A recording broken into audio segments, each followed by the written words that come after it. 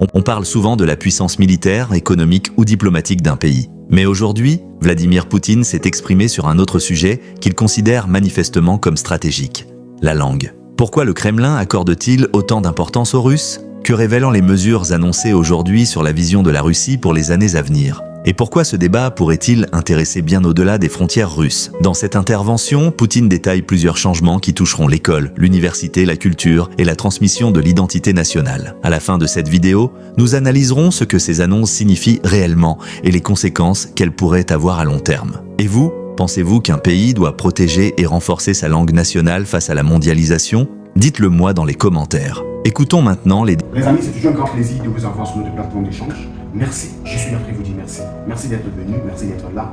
Et les amis, prenez le temps de regarder cette vidéo attentivement. Prenez le temps de l'écouter attentivement, les amis. Écoutons cette vidéo. Уважаемые коллеги, добрый день. Chers collègues, bonjour. Nous tenons désormais notre réunion du Conseil traditionnellement à la veille de la journée Pouchkine en Russie, la journée de la langue russe. Je tiens tout d'abord à vous féliciter à l'approche de cette fête. Je vous remercie pour votre travail actif, et surtout pour la préparation des fondements de la politique linguistique d'État de la Fédération de Russie.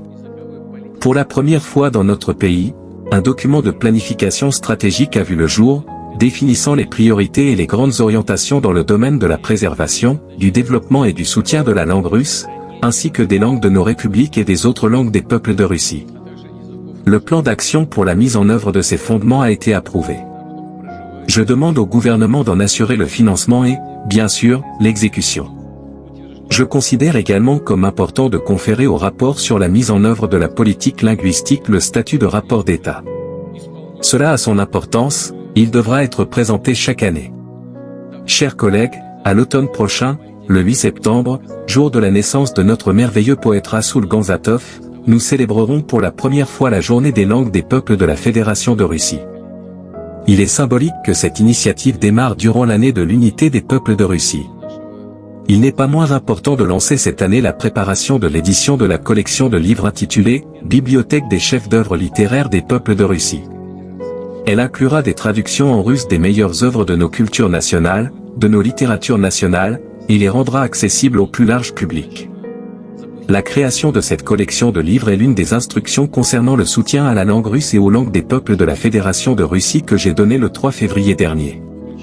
Je voudrais attirer une attention particulière sur quelques autres instructions. Premièrement, dans un très proche avenir, commencera l'élaboration d'un module pédagogique pour les universités intitulé « Le russe comme langue d'État ». L'objet d'étude y sera notamment le statut constitutionnel de la langue russe et les questions de politique linguistique de la Russie.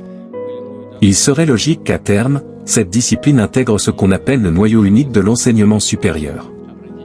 Deuxièmement, il se trouve que dans beaucoup de nos universités, le russe et la littérature n'ont pas de facultés distinctes. La philologie russe, la philologie allemande, la philologie anglaise toutes sont réunies, sur un pied d'égalité, au sein d'une même faculté de philologie. Cela contredit manifestement la conception de la langue russe comme l'une des valeurs clés de la Russie contemporaine. Je sais que l'année dernière, à l'Université fédérale de Crimée-Vernadsky, une faculté indépendante de langue et littérature russe a été créée. Et j'espère que d'autres universités fédérales suivront l'exemple des Criméens, en premier lieu celles où l'on forme les futurs enseignants de lettres et de langues. Troisièmement, cela concerne l'amélioration de la qualité de la formation des enseignants du primaire. Le nombre d'heures qui leur sont consacrées à l'étude de la langue et de la littérature russe, ainsi qu'aux méthodes pédagogiques, doit certainement être augmenté. Ces matières influencent directement la formation de la culture langagière générale des futurs premiers enseignants, de leurs représentations esthétiques. Ce qui, en fin de compte, a un impact sur l'éducation et l'instruction des enfants.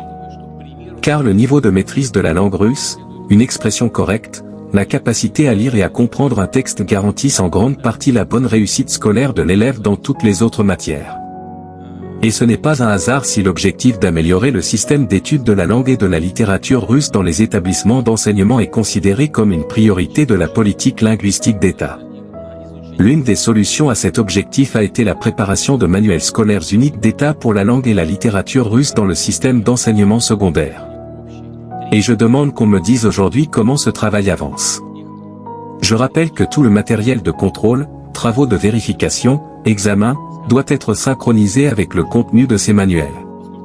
Cela donnera l'assurance totale que seuls les sujets étudiés sont vérifiés, ce que les enfants ont vu en cours. Et encore une proposition. Les vacances d'été à l'école ont commencé.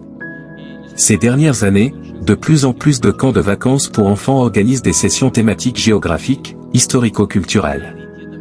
Je ne doute pas que les sessions consacrées à la langue russe et à la littérature nationale susciteraient un grand intérêt chez les enfants, les adolescents, leurs parents et les enseignants. Je demande au ministère de l'Éducation et à Rosmolodioge, agence fédérale pour la jeunesse, de s'associer à la mise en œuvre de cette idée, dans un premier temps dans les camps fédéraux pour enfants. En conclusion, je note que beaucoup d'instructions données à la suite des réunions précédentes du Conseil ont été exécutées, beaucoup sont encore en cours de travail. J'espère que de nouvelles propositions seront faites aujourd'hui, y compris celles visant à soutenir les personnes handicapées, par exemple celles ayant des problèmes d'audition ou de parole et qui utilisent la langue des signes russe. Nous avons près de 200 000 locuteurs de cette langue dans notre pays, et il est important d'assurer la qualité et la quantité nécessaires d'enseignants et d'interprètes dans ce domaine. Ce discours montre que, pour Vladimir Poutine, la langue n'est pas seulement un outil de communication. Elle est présentée comme un élément central de l'identité nationale, de la cohésion du pays et de la transmission des valeurs aux nouvelles générations.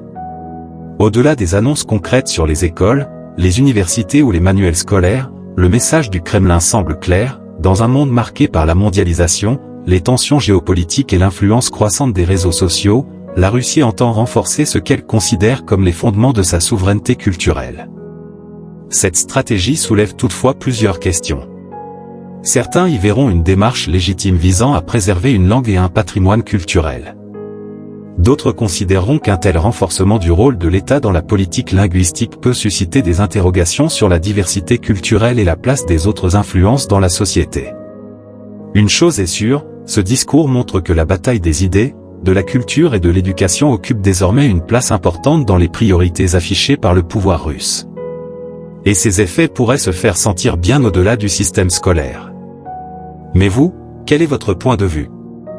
La protection de la langue nationale est-elle une nécessité pour préserver l'identité d'un pays ou faut-il au contraire privilégier une approche plus ouverte et internationale? Je serais très intéressé de lire vos avis dans les commentaires. Si cette analyse vous a plu, n'hésitez pas à laisser un like et à vous abonner pour ne manquer aucune de nos prochaines vidéos. Alors les amis, dites-moi ce que vous en pensez en commentaire. Dites-le moi.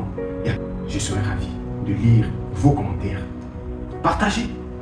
C'est ce que nous partageons sur cette page, sur cette chaîne. Est important pour vous. Likez, commentez pour nous encourager. Je vous remercie. Je suis Afrique.